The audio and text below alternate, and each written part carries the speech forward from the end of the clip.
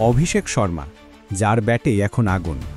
ভারতীয় দলের এই তরুণ তারকা এমন পারফরম্যান্স দেখাচ্ছেন যে তাকে নিজের জায়গা থেকে সরানো এখন প্রায় অসম্ভব।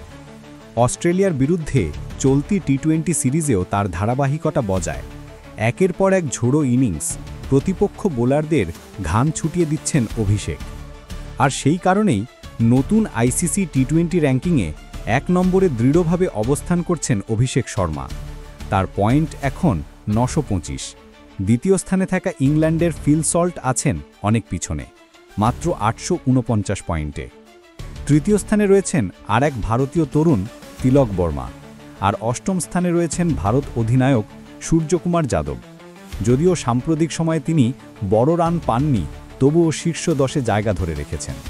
এদিকে পাকিস্তানের 3 ব্যাটারও উঠে এসেছেন নতুন তালিকায় উপরের দিকে, কিন্তু অভিষেকের ধারার সামনে এখনও সবাই অনেক পিছনে।